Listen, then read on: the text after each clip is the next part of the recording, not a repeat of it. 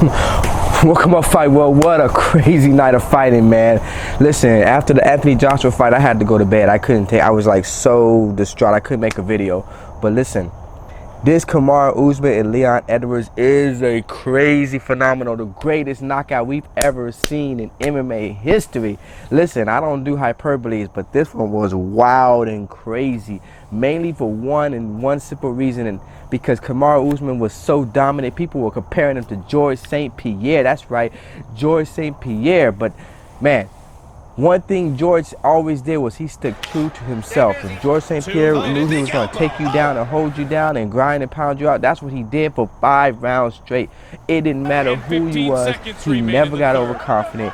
He never lost track. He was always a focused fighter, man. That was his identity. He stuck to it. That was the way George St. Pierre was. Kamaru Usman did everything right. I was so wrong.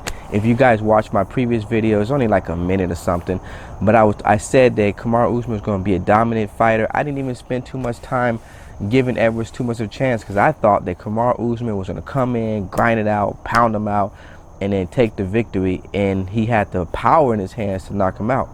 But in all fairness, if you look at the end of the build, I clearly said that one thing he could not do was box a kickboxer, because you cannot box a kickboxer. You got 2 hands. The kickboxer got 2 hands and 2 feet.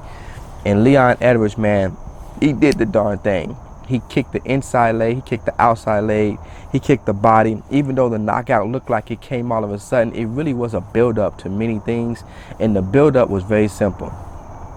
What he simply did was he just had patience, and he just kept kicking low, and he kept kicking the body.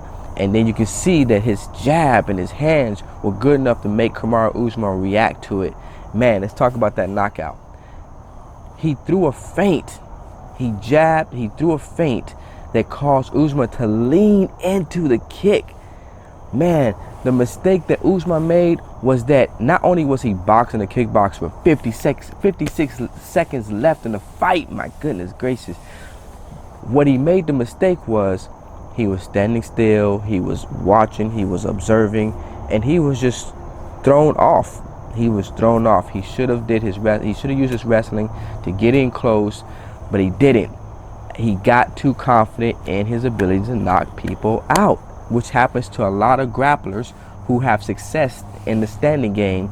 You forget that, yeah, you have some good moments, but you're fighting a person who specializes in this area. And man, 56 seconds left. And is it me, or is Kamaru Usman nuts in his stomach? I've never seen a person get low blows so much. Like, I've never seen a person who managed to get those type of calls. You know, when he fought Kobe, he said that he got kicked in the body, but he clearly didn't. I mean, he got kicked in the nuts, but he clearly didn't. He got kicked in the stomach and probably caused Kobe a fight. We don't know. But he was hurt. Same thing in this situation. But listen, he made an error. This is why you never count somebody out in a fight, 1. And 2, you never get overconfident. Me personally, I don't like to gloat over winning, and especially hurting someone, because in this game, it can happen to anybody on any given night. So be respectful. And it's also the reason why you don't see me making posts. Like, you're not going to see me have a picture in the thumbnail of someone being knocked out. I just feel like, I don't know if it's superstitious, but I just feel like it's just a bad thing to do, and I don't like to do that. So I do the best I can. I don't even like to do highlight videos of knockouts. I try to, if I do the best I can to make it respectful. But yeah, I don't like to do those pictures. Usman knockout was pretty nasty. Like, Masvidal was nasty, but this was nasty. My dude's eyes was wide open, stiff, cold. It was kind of scary. But he's good. He said he's going to be back. It's, man, my mind is going crazy. Like, that's something I didn't expect at all.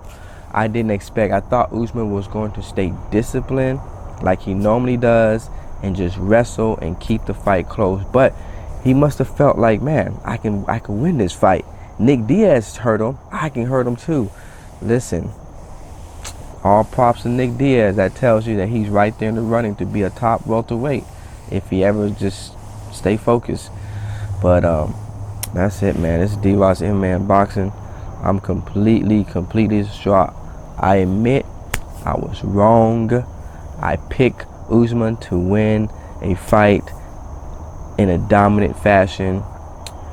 Man, I was wrong.